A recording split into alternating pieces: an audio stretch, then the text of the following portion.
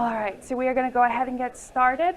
Just to let you know, we do have bathrooms in the back that are available for use. There is free water in the top of the cooler over there, and if anybody needs a pen, they're right up here in the front. Oh, actually, Gabriel, can I have something to prop the laptop up?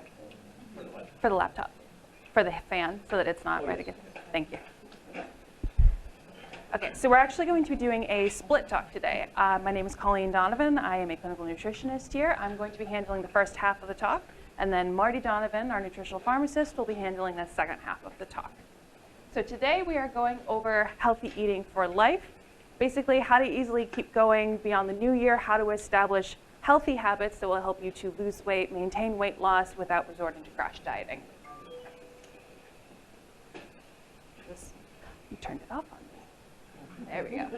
All right, so just a quick agenda. We're going to go over how exactly do you eat healthy? And this includes components of a healthy diet, how to choose healthy foods, and then Marty will be going over common diet patterns and are they healthy. So we'll be going over the Mediterranean diet, the keto, paleo, intermittent fasting, and then he'll be going over how to set and achieve goals. Now you'll notice this time your packets are a little larger than usual. The reason for that is not only are there more slides this time around, but you also have 2 recipes in the back that will be healthy additions for you to take home. You're welcome. So this is actually a question that I'm going to pose to all of you, I know very early in this morning, is how do you eat healthy? Anyone want to take a stab? Like, anyone have an idea? Yeah, protein, Yeah. a little most, it's a kind of combination of fat Yep. and carbohydrates and vegetables. Excellent. Anyone else? Fruit, there we go. One more suggestion? Avoid processed food. Excellent. Yeah. Love that one. Very Okay, good. so if you were to ask your average person, how do you actually eat healthy? Or how do you lose weight? Most people could actually tell you. They would know, eat more fruits and vegetables, avoid super fatty processed foods, and if it's for weight loss, to eat fewer calories than you burn. But why don't we do it? Why can healthy eating be so difficult? And the reason for that is we do actually have natural braking mechanisms in our body. We have mechanisms that tell us, okay, you've eaten enough food, it's time to stop. But they don't seem to be working, do they? We seem to be able to overindulge way too often. And the reason is when we're given normal, unprocessed, unsweetened, and unsalted foods, those mechanisms work just fine. And our bodies are programmed to indulge when presented with sweet or high-fat food. This is actually a protective mechanism, and it was a protective against times of scarcity when food was really low or during famine, so that if we ever got exposed to something, we would overindulge to be able to pack it on to prepare ourselves. I mean, example, consider the rarity of coming across a bunch of honey or being able to consume, an abundance of meat 200 years ago. We just couldn't. It wasn't even available to us. And now, not only do we have an abundance, but foods are actually made to override our natural brakes by using sugar, salt, fat, and cutting out fiber. The foods are very addictive, and they are actually made that way. Scientists call it what they call the bliss point of food. It's what they have found out by working with food, by taking focus groups, that this is when people will want to not eat just one of whatever they're presenting and keep going because it hits that bliss point. Now, when we say addictive, we actually do mean it. There was a study done, it was done with rats, and they were given the choice of as many double-stuffed Oreo cookies as they want. The fact they use double-stuffed is endlessly amusing to me for some reason. And cocaine. They were given the choice. Which one would you rather have? And which one do you guys think that they chose? The Oreos. Lots and lots of Oreos. And it's just, that's the way it is. That's the way these foods are programmed. And so that's why it's so hard sometimes not to overindulge. That's why it's so hard sometimes, even though you know what you should be eating, to actually do it. And so then maybe some of the, what some people might be thinking is, then why should I even bother? If my own food system is against me, why should I try? Maybe you might think I'm not that overweight, or I am overweight, but all my blood tests are healthy. My cholesterol's fine.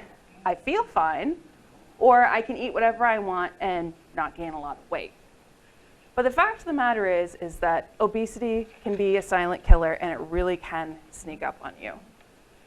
And being overweight and obese significantly increases your risk of not just the normal things that you hear about in terms of cardiovascular disease, but also cancer, diabetes, heart failure, not just cardiovascular disease, but full heart failure, arthritis and replacements. By being overweight, you're putting much more wear and tear on your bones and joints, and dementia and cognitive decline. And the issue is most of these will not be detected until the damage is already done. It's already happened. When you go and you need a joint replacement, you can't, the damage is done. However, on the flip side, within 8 weeks, obese people on a weight loss study had the same arthritis relief as the group who had surgery for their arthritis. So there is ways to help to mitigate this. Losing just 9 pounds is equal to cutting salt intake for blood pressure in half. Losing weight increases your brain function, so that's not necessarily irreversible. And just 5% weight loss, or on an average of 10 pounds, reduces the risk of developing diabetes in half. So there is good news to this. Unfortunately, in our diet industry, the weight loss diets are not sustainable, and they are not meant to be sustainable. They're not meant to be done long term. They're crash diets, severe restriction, or they're not dietary patterns that can be easily sustained. It can be too few calories. If you're losing weight and you're eating far too many calories, that's not meant to be something you would sustain long term. The eating pattern can be super, super difficult to sustain, and you might be cutting out way too many food groups. And it doesn't work with your body, but rather against it. That's not what your body wants to do. It wants to hold on to its safety reserves. That's kind of what it does. But the human body is remarkable at keeping its own weight in check. As I said, we do have these braking mechanisms, but they do need specific things. You do need to give your body what it needs. You need to eat how your body prefers to eat, what your body is actually built for, not just what you crave. And you need to give your body a chance to return to its normal dietary state. Again, what it's been, biologically, what humans have been used to for the past few thousand years. So eating healthy is all about balance. A diet is not about eating less. It's about getting the right food at the right time. Getting too much food causes conditions like obesity, heart disease, stroke, toxicity, metabolic changes, hormonal changes, and increased aging. Too little can cause deficiencies, wasting, bone thinning, anemia, dementia, and pain. So when you learn how to actually balance your food, you adapt a healthy, sustaining eating pattern that won't cause crash dieting, and it won't cause a weight rebound. So now that we know it's all about balance, what exactly do you need to balance? And those are macronutrients, nutrients that are needed in large amounts, and these are the ones that give you calories, namely carbohydrates, your body's absolute favorite form of energy. When we think of blood sugar, glucose, that's a carb. Fats, these support your tissues and your nervous system. And then proteins are the building blocks for your muscle, blood, your immune system, and mostly everything that's in your body. So we'll start with carbohydrates. There are 2 basic types. You have your simple carbs, and you have your complex carbs. Your simple carbs are things like juice, candy, white bread, pasta, think processed refined goods. And these tend to be high glycemic. These tend to be something that can spike your blood sugar drastically and quickly, and then cause a crash near the end. And then you have your complex carbohydrates. An example of this is something like berries, whole wheat pasta, leafy greens, peppers, tomatoes, and onions. Some of these are broken down super slowly, and fiber in these is actually not broken down at all. So those are carbs that actually technically don't count. And these tend to be lower glycemic, meaning that the blood sugar spike they give you is a lot less dramatic, it's lower, and it is longer sustained, so it keeps you fuller for longer. I won't go over all of these, but this is just a perspective of the glycemic index for you guys that you'll be able to take home with you. What's in the low GI, which you can mainly see is some fruits, vegetables, and really dense whole grains. And then under high GI, you can see things like the super sweets, like dried dates and pineapple in terms of produce, and then the really refined things like French fries and white breads, breadsticks, things like that. So why does the blood sugar spike matter? The issue is consequences of consuming a diet high in simple carbohydrates or high glycemic index carbs is that you can develop something called insulin resistance. Now, insulin resistance is a condition that can lead to pre-diabetes that can then lead to full-blown diabetes. And what happens is when you consume constantly high amounts of simple carbohydrates, you are constantly keeping your blood sugar spiking at a dramatic rate. And the issue is that your pancreas might have issues keeping up with it. You might become resistant to the insulin itself. Insulin is like a key. It unlocks your cells so that glucose can enter in your cells and do what it's supposed to do to give you energy. And when the insulin is not accepted, when your cells become resistant to insulin after being exposed to it too much, then it might not work as well. And then the sugar stays in your blood too long, and then you get the elevated blood sugars leading to prediabetes and eventually diabetes. And this can actually lead you to feeling more hungry. You can feel hungry even after you've eaten because your cells are telling you, I'm starved of energy, I still need energy. You've consumed it, but you just can't use it effectively. This also leads to weight gain. As I mentioned, you're not satisfied. You can get quickly hungry afterwards. And high glycemic diets actually slow down your metabolism. And this can equal to walking 1 less mile per day in terms of how much energy you expend. By consuming high glycemic foods, you slow down the rate at which you burn your calories. So the flip side is when it comes to carbs, it's the more complex, the better. So complex, low glycemic carbs cause you to burn more fat when you exercise than a high glycemic meal of the exact same calories. So by eating something of a low glycemic, you're causing yourself to burn more. And that's what your body's used to. It's actually what it wants. It contains more nutrients and fiber. It has more vitamins. It has more minerals. It slows down your digestion. This is one of the reasons it keeps you fuller for longer. By inherently being more complex, it takes your body longer to break it down. It improves your bowel habits as well. And it also feeds your microbiome. Things we can't digest, such as polyphenols, various phytonutrients, fiber, our microbiome actually consumes those. And then the things they produce benefit us directly. So when it comes to fiber, it is really the unsung hero of weight loss. It has 4 Ds that kind of apply to this. We'll go through them one by one. The first is dilution. Fiber has no calories. And in fact, by eating it, you burn calories from it because your body has to process it, your gut has to put in the work of dealing with this fiber. It's not directly providing you energy. You burn calories by eating it. It distends your GI tract. It fills it up, and it leaves you fuller with less food. They call this volume eating. It delays your digestion. It delays how quickly food can go through your GI tract, and this keeps your gut busy for longer, and it also reduces sugar absorption. And then it does something called dumping. So fiber can trap food particles inside of it. This is why they say fiber can actually be good for being heart healthy, is because it actually can trap things like saturated fat inside of it, and you end up excreting it out.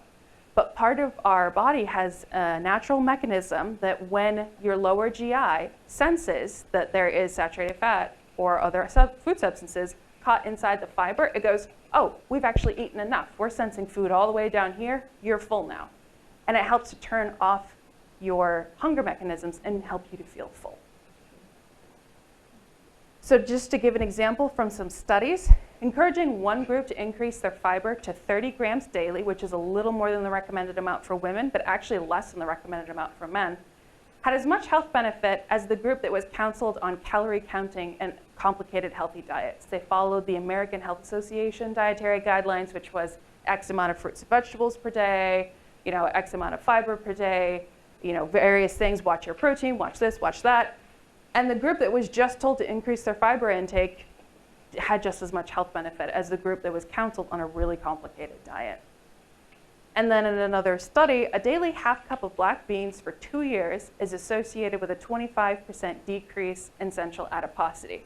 Now, central adiposity is the weight you keep right in your belly, and it actually resides underneath your muscles, and it lives right next to your organs. This is why that they say that having fat stored more in your belly is more of a risk of a heart attack, because that fat is incredibly metabolically active. It actually leaks out and can travel to your other organs, which can be damaging to them. So just have a cup of black beans for a day for 2 years, decreased it by 25%. Now, it can be tempting to turn to artificial sweeteners when you're thinking, oh, okay, so I won't eat simple carbs. Great, I'll just use something that tastes just as sweet, and I'll be able to kick that craving. Artificial sweeteners have not been proven to be effective for weight loss. That sounds counterintuitive. They don't have any calories, so you would assume that I'm not going to get any extra calories. However, what they do is they actually cause an extra high spike of your blood sugar at the next meal. So they're not entirely sure why this happens. What they suspect is happening is that you consume something with something sweet. And if you've ever found yourself starting to feel like you're salivating before you consume food, we are conditioned around a food response. We smell something, we taste something, and our body that goes, oh, I expect this. In the case of something sweet, it says, oh, I am expecting sugar. And then it doesn't get sugar. And so if it goes, oh, so when I taste something sweet and I'm not going to get sugar, that means I don't need to release as much insulin. I don't need to take care of it. So the next time you do consume something that's actually sweet with real sugar, it can't process it as well. And it ends up dramatically spiking your blood sugar. It can actually raise your hemoglobin A1C, and that suspected mechanism is because of those dramatic spikes in blood sugar.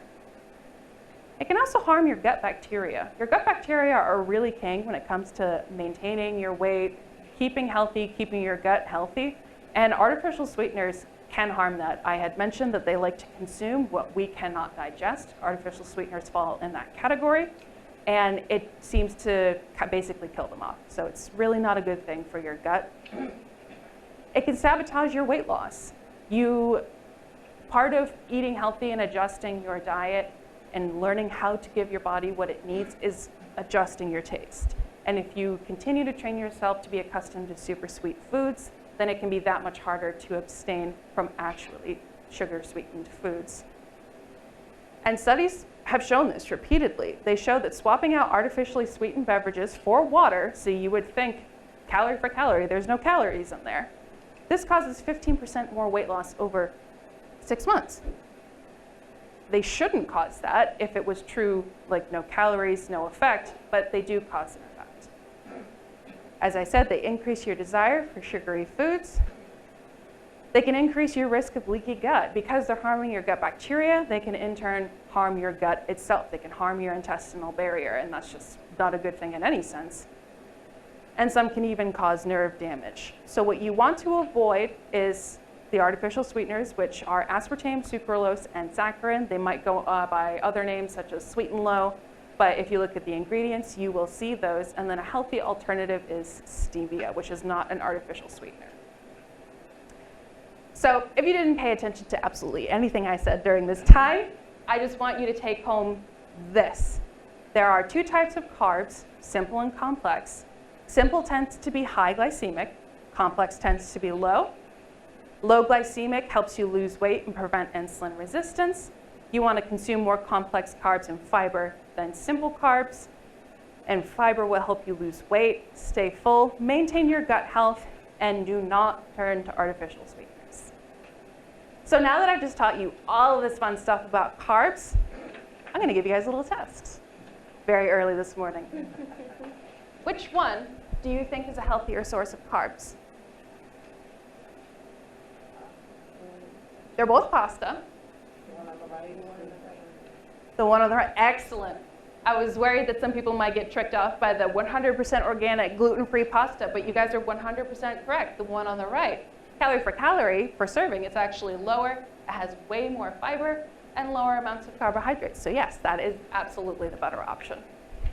And part of just choosing a healthier diet is doing exactly that. If you love pasta, that doesn't mean you have to cut it out, just find a healthier pasta for you.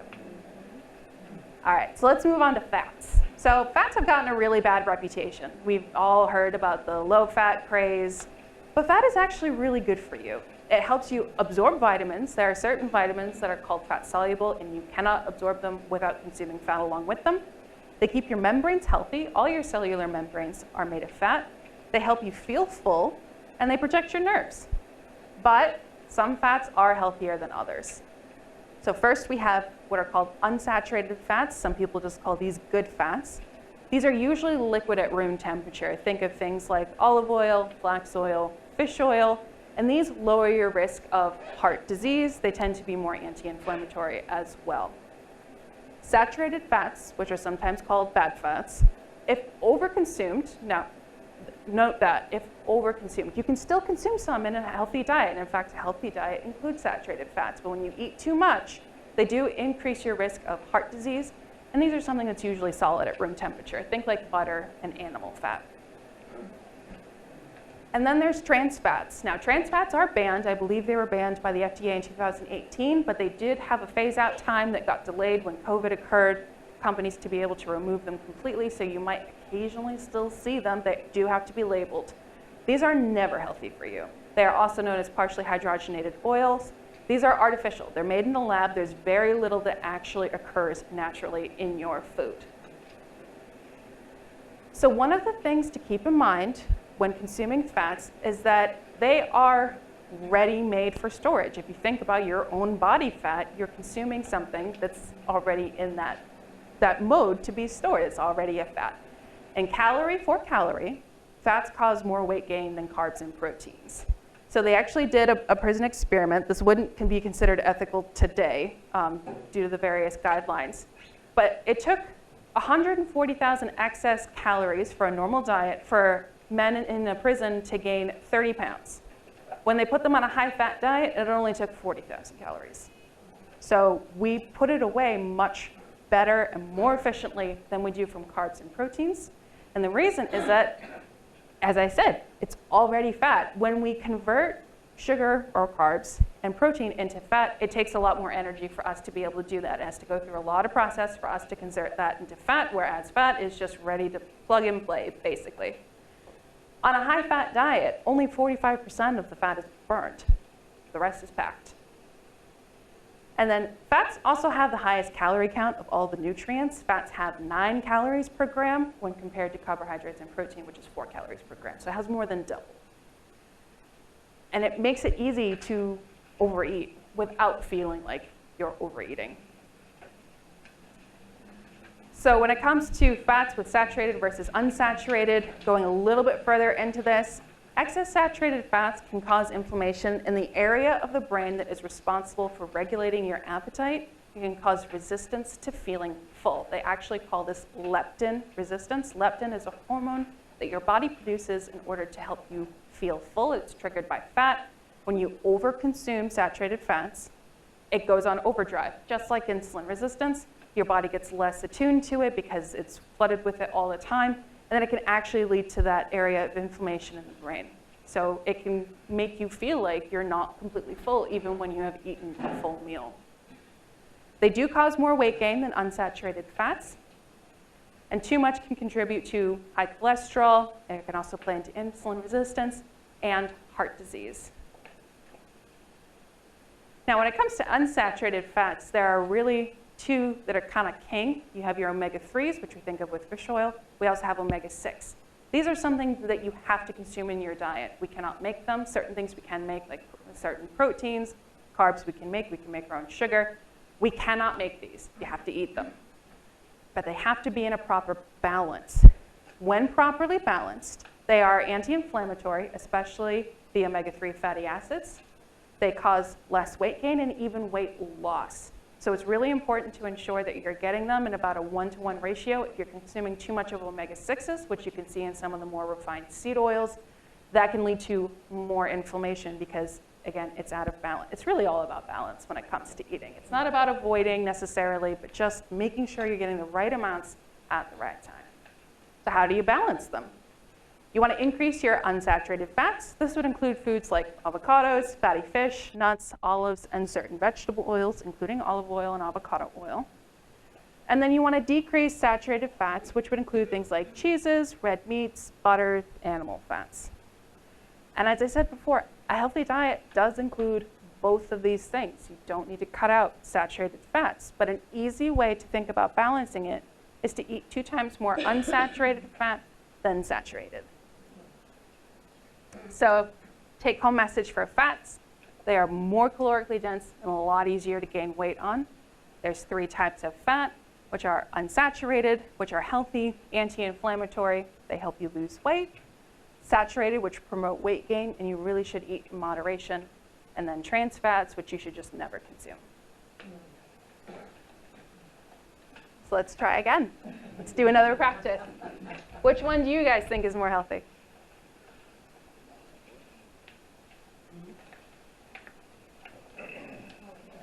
Olive oil, yeah, I've heard that a few times. Yes, absolutely, it's the olive oil. It's liquid at room temperature. It's a healthy oil, as I went over, as compared to the butter. The butter is delicious, I will give it that. All right, so then moving on to the last macronutrient, which is protein. So protein is super important when it comes to building up your muscles. We have something called muscle turnover. It's kind of like bone turnover. You are always building them up, breaking them down. Parts of your muscles can get damaged. Your body wants to clear that out. Build up new muscle, happens every single day. The issue is that when you're losing weight, you need to eat enough protein so that you're not losing a lot of muscle. Whenever you eat fewer calories than you burn, which is what you are in a weight loss state, you will always lose some muscle mass. This is just the way your body is. It goes after your muscles first. How much you lose depends on if you consume high quality protein and maintain regular exercise. If you're consuming enough high quality protein and exercising, the loss will be very, very minimal and almost akin to just normal turnover. There we go. Proteins are made up of amino acids. I won't go over all of them, but there are 9 that you do need to consume in your diet. These are called your 9 essential amino acids, and a complete protein source will contain all 9 essential amino acids. You don't have to worry about picking and choosing where you're getting them from. And this is mainly animal sources. You know, your chickens, your beef, and then even your animal byproducts like eggs and milk. Then you have some incomplete proteins, which can contain some essential amino acids, but it does not contain all 9, and these are usually your plant sources, think like beans. So in choosing a high quality protein source that will give you all 9 essential amino acids, good sources would be lean meats and fish, milk products, eggs, and then soy tofu, but only in moderation. Choose a non-GMO source, and it's better if you get it fermented like tempeh or natto. If you do choose to do plant proteins, some people are vegetarian, vegan, you'll need to know which sources complement each other so that you can get all essential amino acids in a complete meal. I won't go over that, but if you guys have any questions with that after the class, you can feel free to come talk to us. And just be wary of high-fat preserved proteins. These are things like your bacons, your sausage, your deli meats, and then things like smoked fish due to the nitrates that can be in them. In addition with protein, timing is super important. You need to spread your protein intake evenly throughout the day. What this does is it optimizes your muscle mass. It keeps your hunger at bay. So what we do as Americans, we tend to eat a carb-heavy breakfast. We go for the muffins, we go for the pancakes, we go for the waffles, we go for the bagels, and the protein we consume might be a couple of eggs or maybe like a sausage or something. But you really don't want to do that. You don't want to have a carb-heavy breakfast and a protein-heavy dinner. You want to spread it out. And a typical meal should have about 25 to 30 grams of protein. That's kind of the ideal. So shoot for 75 or more grams of protein per day. If you are working out, you'll want to consume protein within 2 hours of your workout. That's the best time for you to utilize that protein to help build your muscle and to prevent your body from breaking it down for energy. So the take-home message for protein, make sure you're consuming enough to prevent weight loss, to prevent muscle loss and lose weight. High quality sources will have all 9 essential amino acids in them. This includes animal products and byproducts. And then spread your protein throughout the day and consume some within 2 hours of working out. All right, so you guys probably knew this was coming. Which one do you think is the healthier source? Salmon, yes. You guys catch on quick. Absolutely, the salmon. It has a lower amount of fat. It has less fat. It looks like leather. That's not what you want to hear when it comes to salmon. I love salmon. So yeah, absolutely. The salmon is the healthier choice. It has more protein per serving. All around, just a good way to do it. All right, so going beyond the macronutrients here a little bit is what they call nutrient-rich foods. There are two sides to this coin. You can have what they call empty calories, which is a lot of calories for a food that does not provide you with a lot of nutrition. And then you have your nutrient-rich foods. So it's really important to make sure that you're getting these nutrient-rich foods. The reason why is food is software. If you think of your body as a super complex computer, what you take in works with your body's programming. For example, when we consume certain cancer-causing chemicals like plastics and petrochemicals, those cause a specific reaction inside our body that can put you at risk for cancer. They imitate actions of your normal hormones, such as estrogen. So by consuming something, your body might think it's something else, like these petrochemicals, and it can cause an issue. Too much estrogen activity is related to things like breast cancer and prostate cancer, so that's an example of how that works.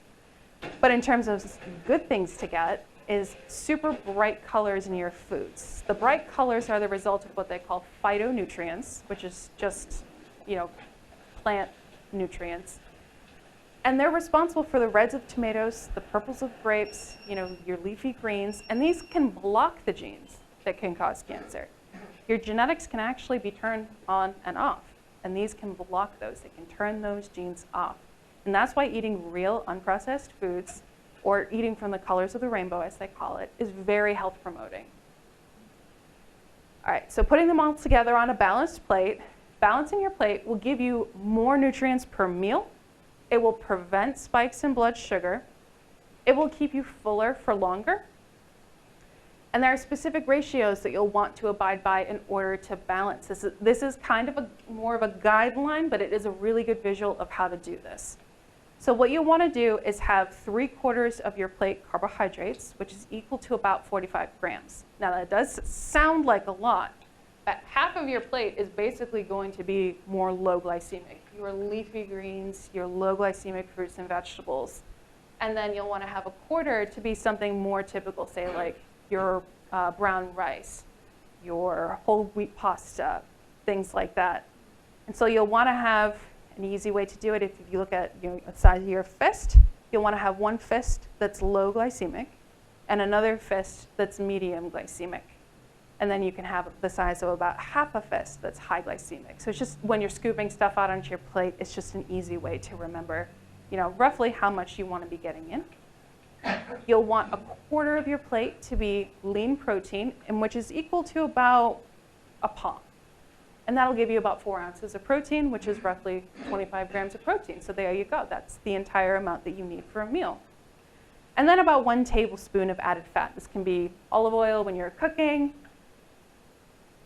And then when you have a snack, these should also have a healthy protein and carbohydrate balance. You don't necessarily need to abide by the plate ratios, but it is always good to consume protein along with your carbs. That will keep you feeling fuller and leave less likely room for blood sugar spike. So nobody separates their plate out like this, let's be honest. No one's making a little pie chart with their plate. But just to give you a perspective of what that would look like in real life. You have roughly 4 ounces of chicken there. You've got lots of leafy greens. You've got, I believe that's couscous. And you've got avocado, tomatoes, various colors of the rainbow on there. So it doesn't have to be super complicated. You just kind of give yourself room to eyeball it and get comfortable with those ratios, and you'll find yourself just doing it automatically. All right, so last practice, I promise. Which one of these do you think offers a more balanced plate? We've got bean and vegetable salad with hard-boiled eggs. We've got honey rosemary salmon with glazed yams and lemons on top. And then we've got low-fat turkey taco salad with a Greek yogurt dressing. So which one do you get? Eggs and I hear an eggs and beans, turkey. Anybody else? So believe it or not, they all look good, yeah. Can Believe it or not, it's the turkey taco salad. You might not think of the taco salad as being something that can be super balanced, but if you look at the nutrients, it actually is incredibly balanced. You have 65 grams of carbs to 40 grams of protein. It is packed with fiber. It's got 18 grams. It's low in saturated fat, only 5 grams out of 23. And while it is 600 calories per serving, you don't need to eat the whole serving. Like you can pare it down to what your body wants. So yeah, you don't need to do weird things, restrict yourself, only have X, Y, Z. You can have fun things too. I love taco salad. That's one of my favorite meals to eat. All right, so it's time for me to pass the baton. And now Marty will go over with you various diets and how to choose the right one.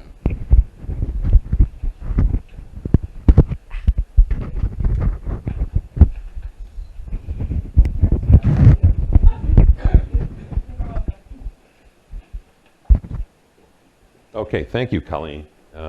You get her and now you get me. So sorry about that. She's the animated one, I'm the... Okay, so that was really interesting information, and you need to hang on to that information as we go into the next area, because balanced eating is really what it's all about. Again, it's not about dieting, it's about how do you live in a healthy way for the rest of your life. So let's talk about the common diets you might heard of and how do you choose the right one. The first one I want to talk about is the Mediterranean diet, and I really prefer to call it a Mediterranean eating pattern. People say diet, that means temporary. That means I'm going to do this now, I'm going to really put my time into it, and then as soon as I reach my goal, it's going to fall apart. I'm going to go back eating the way I was, and you're going to end up right back where you were before. It's the yo-yo dieting situation, where you gain, you lose, you gain, you lose. And unfortunately, in that pattern, when you lose weight, as Colleen mentioned, you do lose some muscle mass, and yes, you lose some fat. When you go into a yo-yo pattern of going back to eating a lot of carbs, you gain back all fat. So over time, even though you may weigh the same weight, you don't feel the same way, you don't look the same way, you're flabbier, you're weaker, and you need to be careful of that. So you want to pick a pattern that I can live this way for the rest of my life based on what's going on. So the Mediterranean pattern of eating has been shown, and they've done studies with this, to reduce the risk of heart disease. Metabolic syndrome is a condition based on, she mentioned, insulin resistance. It's based on insulin resistance that can eventually lead to high blood sugar, high blood pressure, and high blood cholesterol. So it's like a three-legged stool. Again, diabetes, certain cancers, depression, and basically the information she gave you, the plate you just saw, is really based on eating in the Mediterranean pattern. Again, based on the whole unprocessed foods is really the hallmark of this particular diet. Fruits, vegetables, whole grains, nuts, and legumes. You want the fiber that's stripped away with processed foods and the nutrients that are stripped away with processed foods. When they began stripping foods, we began to see vitamin deficiencies, like B vitamins. They then had to fortify the food with like B vitamins. So when you see fortified, that means it's been stripped and now they're putting it back in again. So it's really an unfortunate thing that's happened with our food processing. Olive oil becomes a principal source of fat with the Mediterranean diet. They've done studies with olive oil, and they had one group eat a ton of olive oil, and another group, these are people trying to lose weight, and another one avoided olive oil, and the olive oil people, although it's a lot of calories, lost more weight than the people in the other. So olive oil promotes weight loss. Other foods like cheese and yogurt, consume those daily in low to moderate amounts. Fish and poultry, again, especially the oilier fishes are really good for you. And again, when it comes to foods, if you can do free range is really the best way. Wild salmon, pastured animals like bison, like cows, chickens that are pecking in the yard, not just getting corn or feed. Very low red meat consumption. If you're eating more free range, that's less of a concern. It's the grocery store, corn-fed animals, high in steroids and antibiotics that are a real big deal there. And then you want to try to limit the amount of sweets you get. Yes, you can have some honey and things like that, but again, limit it to a certain number of days a week. And also, the living the Mediterranean way is exercise. You know, going out and hike and play sports and ride your bike. And you need, motion is part of healthy living. We burn calories when we're in motion. So again, part of a healthy way of living. So how do you make some changes? Colleen had already talked about some of this. Examples would be maybe instead of butter, change to olive oil. Instead of having the refined grains, the minute rice, the white bread, go into the whole grains, the bulgur, barley, farro, couscous, whole wheat. Have nuts and olives as snacks. 4 to 5 servings of vegetables a day, and really the more the merrier in that category. You could add a dark green salad to each meal, very, very beneficial, and then try to increase maybe 3 servings of legumes and lentils a week to your typical diet. So in terms of continuing on with meat, so try when you can, maybe instead of red meat every day of the week, put in some fish, some poultry. Beer and wine, in terms of alcohol consumption, a glass of red wine is shown to be very helpful. If you don't drink, don't start, but if you do, every doctor will tell you that. You know, yes, there's proven health benefits, but there's so many detriments to overdoing it. So 1 glass a day is really a great way to go if you're going to have it at all. And then avoiding the sugary desserts, and maybe consider having a piece of fruit as part of that. So again, more occasional on the red meat side of things, lots of vegetables, stew, stir-fry soup. Cut out the sugary beverages. That is huge. You can, when you drink calories, you can consume a ton. And of course, you get the big cups, you know, that kind of thing from the takeout, and replace that with water. The water's free, and it has no calories, and it fills you up. And so it's just amazing how many calories you can reduce by doing that. And also, she mentioned the rainbow of colors and the software that food is. It's really interesting that when a plant is living, it's fighting for its life. It has to fight off insects and disease, and it creates these colorful compounds, resveratrol in grapes and lycopene in tomatoes, and that is actually their immune system. So when we eat those, we get that in our immune system. It strengthens us and makes us stronger. And as she said, it turns on beneficial genes and shuts down bad genes so that you're not getting problems with that. Buying local is always the best because the further a food is transported, the less nutrients are in it. They've done studies on oranges, and by the time they reach New Hampshire, they're basically not much vitamin C left in them. They pick them green and go that kind of thing. So there's really, buying locally is really a great way to go. Okay, let's talk then about some of the other diets. One of the ones a lot of people think of as ketogenic. What that means is you're eating a lot of fat as opposed to carbs, which in concept is a good idea. So this is a very low carbohydrate, high fat, and medium protein diet. Now, I'll be honest with you, I thought I knew what the ketogenic diet was until I tried to live it. It's very, very hard. Most people think, oh, I'm just going to cut out the carbs and eat a lot of protein. Well, you eat a lot of protein, it turns into sugar, and that's not keto. So the goal would be to eat a ton of fat. 60 to 70% of your calories from a meal is fat. Protein, about 15 to 30% of your calories, and then carbs, only 5 to 10% of your calories. Very, very difficult.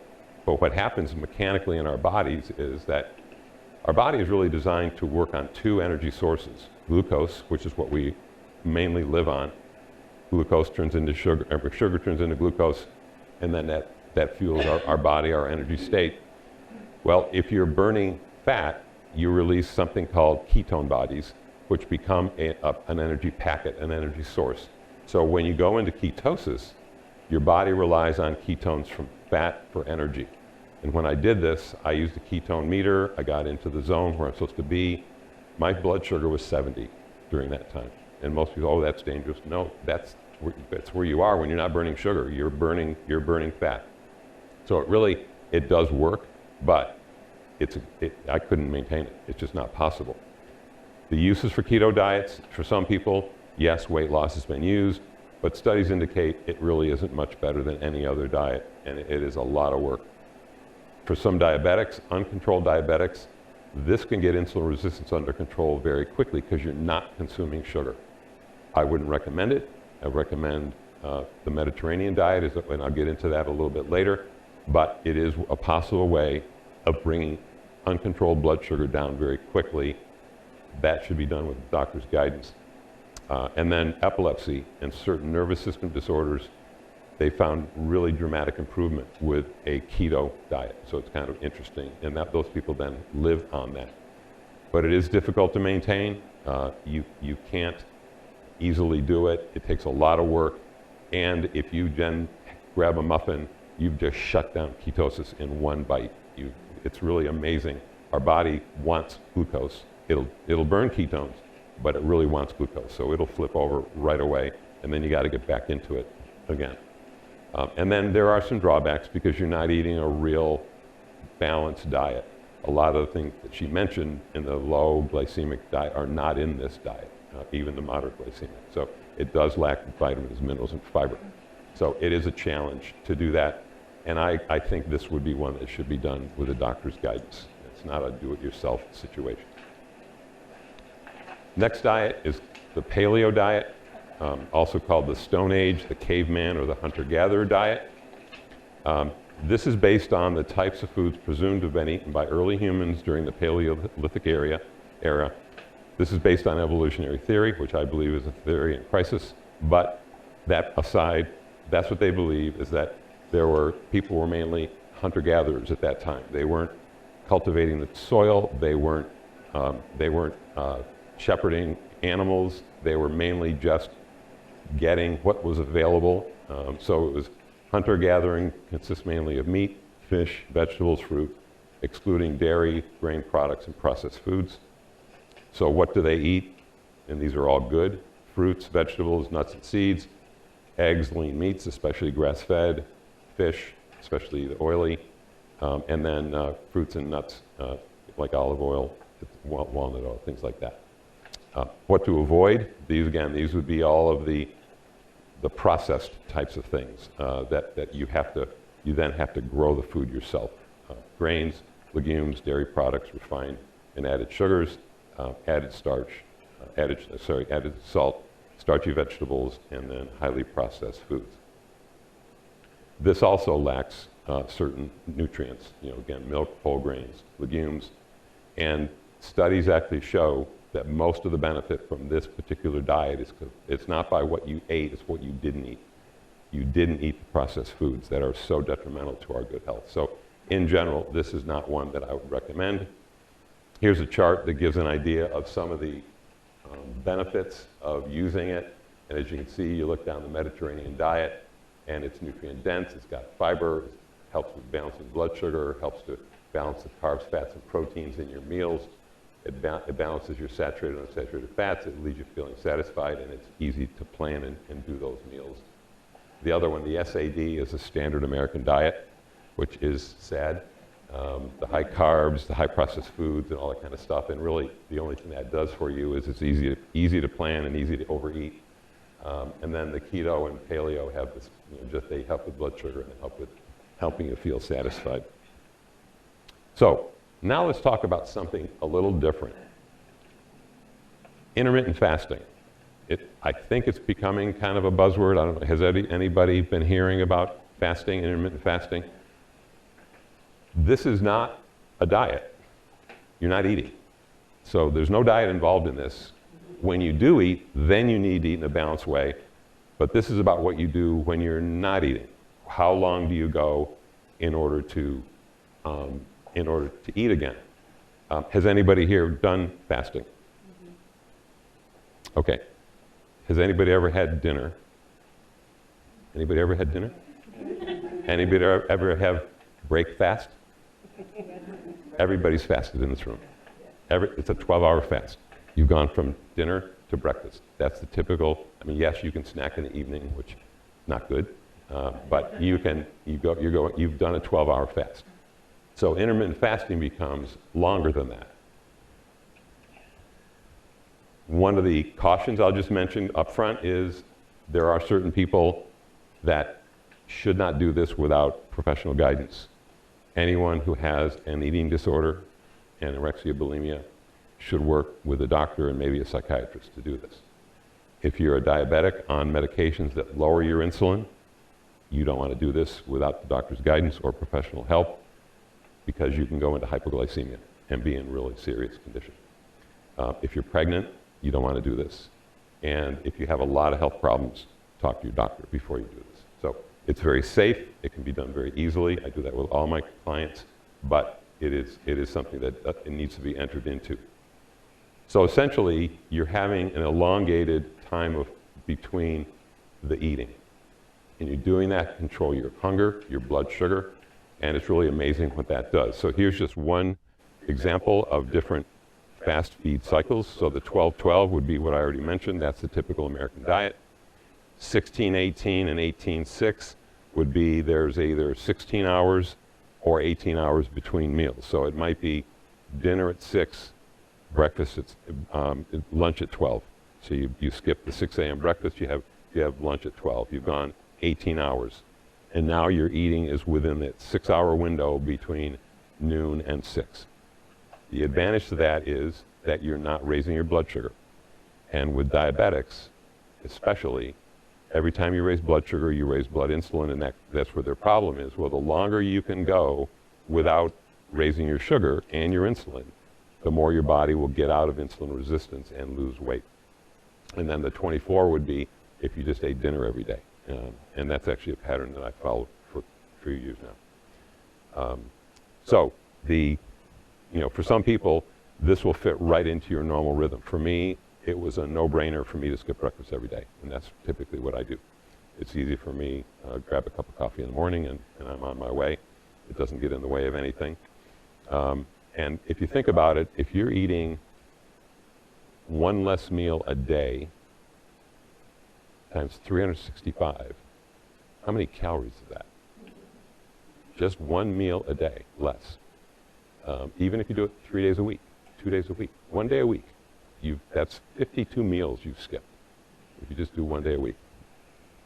So what can you do when you're fasting? In other words, what is allowed for you to have? Oh, I'm sorry. Does that not include snacks? No snacking. No food from the time, if you're going to fast, and I'm about to talk about what you can have in between, but there is no food, no calories coming into your body during that off time. But what Correct. about when you do say the 16-8, you have 8 hours you can eat in? Yes, you have. Fast in between. Can you have little snacks in between or no? If you're going to do let's just say I mentioned having noon to 6 p.m. is going to be your eating time. You can eat whatever you want during those 6 hours. Once the 6 hours is over, you don't eat again until the next noon. Okay. Does that make sense? Yeah. Okay. But eating a ton during that 6 hours is not the good idea. And we'll talk about balance, and that's really what the Mediterranean diet is about. In terms of, Colleen mentioned, you don't have to eat this whole meal if you don't want to. One way of eating in a healthy way is to let your body tell you how much it needs. But you say, I don't know how much I need. Well, your body knows, your brain doesn't, but your own conscious doesn't know that, but your body knows it. You can turn on and off signaling. She mentioned that about, leptin helps you make you feel full, and insulin makes you feel hungry, and all that kind of stuff. So it's one of those things where if you're eating in a balanced way, like this balanced Mediterranean diet, you're removing cravings because you're not getting the sugar highs and sugar lows. You start the day with breakfast, sugar goes high, drops to the floor, you're tired, you're irritable, you're angry, and then you grab a muffin, and then so you're on your way feeding this pattern of doing that. If you feed your body a normal, healthy breakfast with protein, you can usually make it to lunch with no trouble at all. So what you do is you have what you think is a normal balanced meal for you, then you arrive at lunch and you say, am I hungry? If you're not hungry, then your breakfast was too big, and tomorrow it needs to be small. If you're starving when you get at lunch, you say, well, okay, then I need a bigger lunch, a bigger breakfast. Maybe if you had exercise in there too, you have to take that into account. I need to eat a little more because I'm starving, or I'm just right, then perfect. That's the right size breakfast for me at that particular time. Then you have lunch, you arrive at dinner, am I hungry? So every meal becomes a report card of the way you perform. And by doing that, as you slowly modify and satisfy your body. You want to eat until you're satisfied, not full, because it's not the last meal you'll ever have. You know, you can wait until the next meal. And as you do that, your body will then settle in at a lower rate, and weight loss becomes a side effect of healthy eating, just like weight gain is a side effect of unhealthy eating. And therefore, you're not dieting. You're normalizing your body. It's doing what it wants to do. And exercise is important because you need to build muscle, etc. So, but in terms of what you can have during a fast, water is perfectly fine. Any non-caloric beverage and no artificial sweeteners. So black coffee, black tea, no sugar, no milk. By the way, caffeine turns off hunger. So I like having coffee in the morning, caffeinated coffee. It helps me not to feel like I want to eat. And it's also good for you. I mean, caffeine in moderation stimulates brain activity. College students do better on their tests when they have caffeine before their testing. It's not harmful in moderation. You want to stay on your prescribed medications. It's fine to take supplements. And then if you have cravings, especially as you're beginning, some bone broth or bouillon, something low calorie, just give you some satisfaction on how you feel. So again, the encouragement here is that intermittent fasting is not a balanced way of eating. It's merely the way you time what it is you do eat. So my preference is that you would combine the Mediterranean diet and intermittent fasting. And regarding intermittent fasting, we're not meant to have a constant supply of food. It's really not a good idea. Now, if you're going to do a 12-hour fast, that would mean you have the 3 meals a day. But don't eat in between. Give your body that at least a 6-hour break before it gets more blood sugar. And certainly with all the drive-thrus and sweetened coffees and all these different things, people are just tanking up. It's very, very sad statistic that 75% of adults in the U.S. are either overweight or obese. Now that is scary. And that's why the diabetes is so high. I believe it relates to Alzheimer's disease, it relates to cancer, heart disease, strokes, all these different things are really kind of primed when you're obese. Okay, so what the Mediterranean diet and intermittent fasting can do is help you to decrease your cravings and balance your blood sugar. It's amazing. What I see with intermittent fasting for me is it's freed me from my plate. I'm no longer, it's like, oh, noon, I better eat. Well, no, I'm not hungry. I'm not going to eat. You get used to living with less, and you don't want it. And there's no cravings. I'm not searching for things to eat. There are times I get hungry, and I'll eat. And with intermittent fasting, you're not starving yourself. You're not eating. You're choosing not to eat. You're not having food withheld from you. So it's your own willpower involved in that. And it really does work really, really well. It helps to reset your normal feelings of fullness and hunger. Colleen mentioned these foods, sugars and starches and fats, they trigger us. We want to eat another cookie. We want to finish the bag. That's what they want. They want to sell you more food. By eating normally, especially the whole food diet, you go back to your normal body sensations. And a lot of people have never experienced that before. They just haven't eaten that way. Gee, this food tastes better when I cut out all this extra fat or this extra salt. This is what it really tastes like. And it's enjoyable to eat it that way. So, again, different ways of beginning to implement this. If you feel that it's not a good thing to do, skip morning, then skip dinner. If you feel you have to eat in the evening, then skip breakfast. So it's really based on what works for your lifestyle. Most of the benefit from fasting and intermittent fasting and Mediterranean diet is really from losing the body weight. That is really the driver behind that. And again, the chronic conditions, the diabetes, the cardiovascular disease, all these different things that are really, really hard on the body. So here are some of the physical benefits of intermittent fasting: reducing body weight, decreasing cholesterol, decreasing blood pressure, decreasing blood sugar, and even reversing type 2 diabetes. I believe the majority of diabetics could get off all their medications, depending on how long they've been a diabetic, of course, but they could get off their medications with using this program. Again, it decreases the metabolic syndrome, decreases insulin levels, improves heart health, improves sleep, improves energy, decreases estrogen. Your body fat manufactures estrogen, so we make our own estrogen. It's been estimated that an obese person makes as much estrogen as is in a birth control pill every day. And again, they have negative consequences. In fact, estrogen then causes more body fat, so it feeds on itself. They use estrogen to fatten up cows for slaughter. Reduces cancer risk, reduces Alzheimer's disease, also called type 3 diabetes, which means there's a problem in the brain with using blood sugar and blood insulin. And by getting your blood sugar and insulin under control in the rest of your body, your brain follows suit, so it can be very protective. Decreases sleep apnea and snoring with a decrease in especially abdominal obesity, pressuring the lungs. Decreases and removes gastrointestinal reflux, so heartburn. You may hear people, oh, I've got to lift up the edge of my bed, so, head of my bed, so I'm not. Well, it's the pressure of the gut. It's also eating late at night, which again you shouldn't eat within 3 hours of bed. That's really the best way to do it. As adults, young people grow with growth hormone. That's what makes them height, et cetera, that they are. Once you're an adult, growth hormone keeps you young. So we want to stimulate growth hormone to keep us young. And they have shown that overeating can suppress growth hormone by as much as 80%.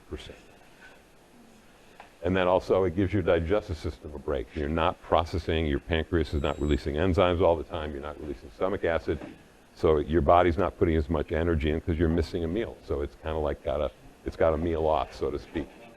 And then it also turns on something called autophagy, which is really interesting. Our body has a self-protective mechanism that basically when we continually, cells are dying in our body and they need to be replaced, but they also need to be disposed of. So autophagy is the way you clean out damaged cells, especially if you've been through surgery, but just everything that goes on. Colleen mentioned we're always creating and breaking down muscle. That's part of what's going on here. And to use what the literal word means, that auto means self and phagy means to eat. So it means you're eating yourself, but in a good way. It begins after fasting about 18 hours. So unfortunately, it's not something that just turns on all the time. So there's a benefit to going a little bit longer between meals to get that to turn on. And actually, one of the first effects some people see is their skin looks better. It's an external, yes, it's going on inside, but they actually see maybe less wrinkles. It looks healthier. You look more healthy. So how do we then combine the Mediterranean diet and fasting? And it's really just tips that you want to work your way into this. This is not an overnight thing. You want to, any step forward is advantageous. Start slowly and work your way forward. Instead of doing an 18-hour fast, you might do a 14-hour fast. Push breakfast off by 2 hours and see how you feel. And then push it off by another 2 hours and see how you feel. And then try going to lunch and see how you feel. So it's really just a matter of working at doing it, but balancing your foods is really, really, really important. So, for example, if fasting 12, 16, or 18 hours, or do a 24-hour fast, maybe do that 1 or 2 days a week. Lots of different ways of doing it, lots of styles. So it's really, you're in charge. If you're hungry, then eat. If you're it's not a matter of, gee, I love that hot fudge sundae. It's a matter of, I really don't feel right. My body's telling me you need to eat. So eat. That's really, you want to pay attention to that. If you want more information, The Complete Guide to Fasting, Heal Your Body Through Intermittent, Alternate Day, and Extended Fasting by Dr. Jason Fung. He's a doctor in Canada who has a clinic, and he deals with geriatric diabetics, obese diabetics. And they go to his clinic, and they all come away, lost of weight, they're off their diabetes medications, and they're elderly, so it's safe at any age to do that. This book is available at our counter. You can get it on Amazon. I'd highly recommend it if anybody has interest in fasting, because he gives a really good perspective. So the way of eating then is, when you do eat, is to eat the Mediterranean pattern. use the balance we already talked about. You have kind of a picture of the dinner plate. And you want to focus on all the rich foods. That's the basis of this. And that will give you the feelings of satisfaction without craving. And again, don't overeat. Eat until you are satisfied. If you find yourself really hungry, then you might need more, like I said. Anybody go to a restaurant and they give you your salad and they give you your bread and they give you your drink and they bring you your entree 20 minutes later and you're not hungry? Yeah. Take it home. Don't eat it. That's the 20-minute rule. It takes 20 minutes for your blood to register what you've eaten and turn off your appetite. It's the old, we had Thanksgiving and boom, it was in my, I can't move now. Well, you overrode that mechanism. You have to eat slowly and so really seriously, take it home. Enjoy, maybe it'll probably be 2 or 3 meals at home later on. They're so big these days. So that's what you want to do, is make sure you're using your own internal body's signals to help you be in compliance with that. Okay, so some other things that you might do in terms of getting going, maybe add some flaxseed.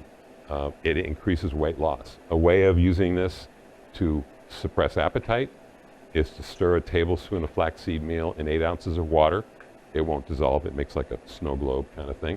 And drink that about a half hour before your meal. You'll begin to digest it. Again, the 20-minute rule. Some of the protein and carb in the flax will get into your bloodstream, help to bring you down your hunger a little bit. The fiber makes you feel full. The water makes you feel full. And by the way, the water also gets you ready to digest so that you can make your digestive juices, which are primarily made of water. And on the other hand, don't drink a lot of water with your meal. Just a second. Don't drink a lot of water with your meal or fluids with your meal because you're diluting your stomach acid and then you won't get good digestion. Yes? Flaxseed needs to be ground, correct. Yeah, it'll be flaxseed meal. You can't break the outer shell. It'll pass right through you unless you've chewed every one, which is not possible. It won't. It'll pass right through you, not digest it. So yes, good question.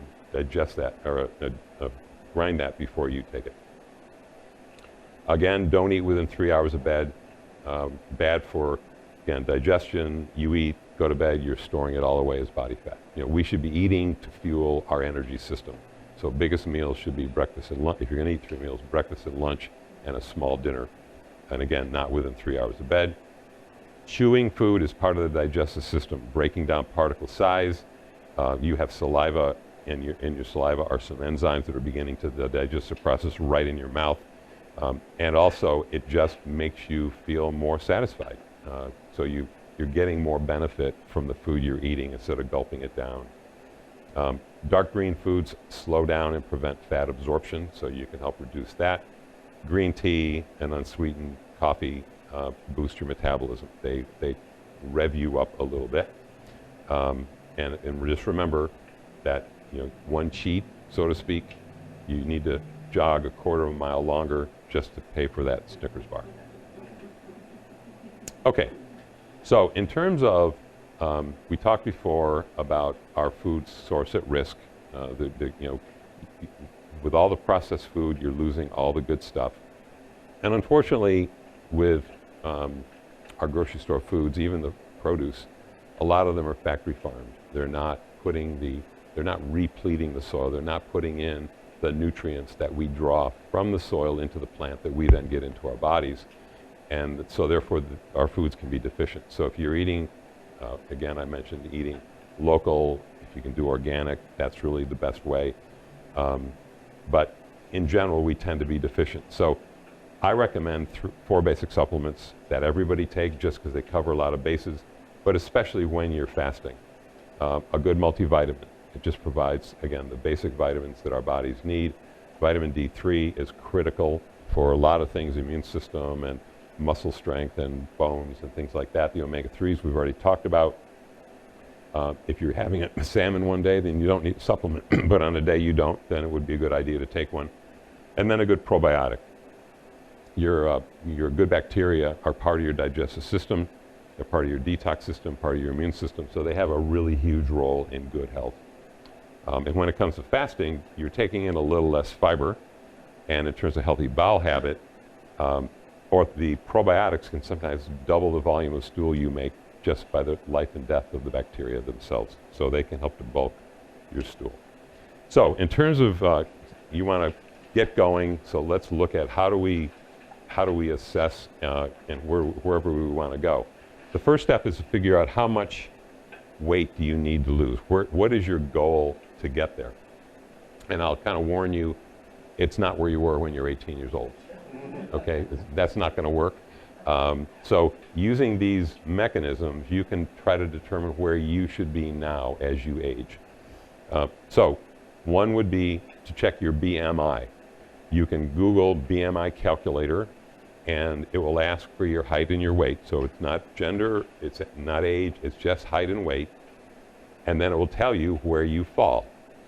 So for instance, you want your BMI to be between 18.5 and 24.9 as being normal. And then it gives some heights and weights that fall into that category for that situation. So you can use that as a general rule of thumb. It is not hard and fast.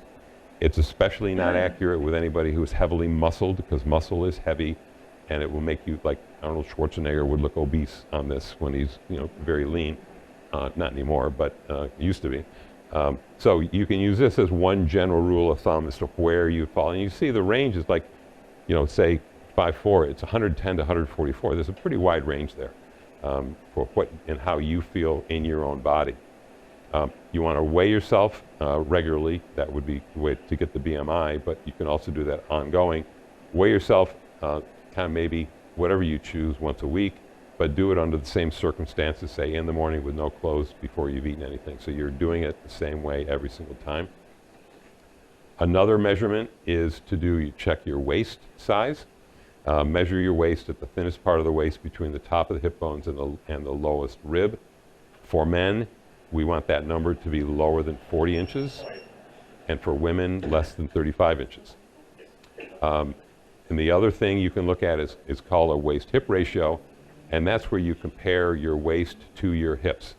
The goal would be, so you've already measured your waist, the hips would be where your bone is, and you want, ideally, your hips should be slightly larger than your waist. So it's the kind of the hourglass shape. So you want the ratio to be less than 1 if you can. Another way of measuring, especially for people that have heavy muscle mass, they have what are called impedance meters. This is where a small electrical current, you don't feel it, goes through your body, and it tells you how much, literally how much fat is on your body. It'll read that. Some people, they have handheld devices. Some are built into a bathroom scale. You step on it with bare feet. So that's just another tool to get you to figure out what is right for you. And then you set your goal, and you say, okay, well, how much weight do I want to lose or gain? Because some people need to gain weight. Healthy weight loss is usually 1 to 2 pounds a week. And 1 pound would be, if you were to reduce your calorie intake by 500 calories a day, that would give you a 1 pound of weight loss per week. So again, they use what they call SMART acrostic in order to tell you how you should do this. 1, be specific, knowing what you'll do and how. So you gotta kind of chart a course. You want to measure it, like I just said. You're evaluating over time. You want to make sure this is attainable. You're playing with reality. It's not pie in the sky and doomed to fail. Again, being realistic, you can really make sure that you're on the right path. And then you want to have a time frame in mind. You don't just say, oh, by 50 years from now I'll be in, 50. You want to kind of keep your body on a time frame just to help with that. So, give some examples. You want to lose 30 pounds. That's the goal, 30 pounds in 32 weeks. What I'm going to do is I'm going to increase my fruit and vegetables. I'm going to reduce my desserts 3 times a week. I'm going to stop having coffee creamer and have skim milk instead. And then maybe I'm going to consider fasting. In this case, it would be more the 16 to 18 hour fast. Some of the tips are fruits and veggies help to make you feel fuller. Fasting helps to regulate your cravings. The creamer, switching over, you're getting 200 calories from your creamer and you're getting 14 calories from your skim milk, which is 1,302 calories per week. 4 less desserts a week, saving maybe 2,000 calories. total calories per week saved would be 3,300, and a pound is equal to 3,500 calories. So essentially it boils down to that would be a method to lose 1 pound. So again, kind of getting it all together, you assess where you are, you look at your SMART goals and really create a plan. Don't overwhelm yourself. Do it at your own pace that you would find to be something that you would have success at. You don't want to overwhelm yourself. Again, the balanced, sustainable eating pattern is what's going to make you meet these goals. That's the real key behind not driving your blood sugar up and down and your cravings and, oh, now I'm off the diet again, and that kind of thing. It may appear to be slow, but it's a lifelong habit. And another way of looking at it is if you can lose a pound a week, that's 50 pounds in a year. I mean, that's a lot of weight. And some people need to lose more than that, but you're on a regular pattern. And once you get to your goal, then you maintain it. You maintain your weight by doing this. Again, by eating properly, your body will keep you at normal. So what's normal for you is not normal for someone else, but that will allow you to do that. So again, if you're going to do it slowly, add one thing in, like maybe adding more fiber to your diet. The typical American has about 5 grams of fiber in their diet, and their vegetables might be French fries and ketchup. And you need to have around 30 grams. That's what you get when you have a whole food diet like this. So then work on things keep on going and until you hit where you are. So, saying a lot easier than doing. I work with people professionally to help them with, encourage them to give accountability, to give guidance wherever there are resources available. We offer nutritional counseling and wellness counseling. It's based on lifestyle changes, based on natural supplements. It's how does this human body work without drugs? How do I keep from going on drugs? That kind of thing. So again, we can work with you for your goals, track your progress, provide, again, personalized, say, I don't really understand this, okay, let's look at, and oftentimes it's, you tell me what you're eating. I'm not going to tell you not to eat something, I'm going to tell you, make different proportions. Add more protein in, reduce the carbohydrates, you're still eating the same foods, but in a different way. You can't have a plate of spaghetti, but you can have a side dish of spaghetti. That becomes the smaller part of things. And then any health condition can be helped with natural medicine. So this is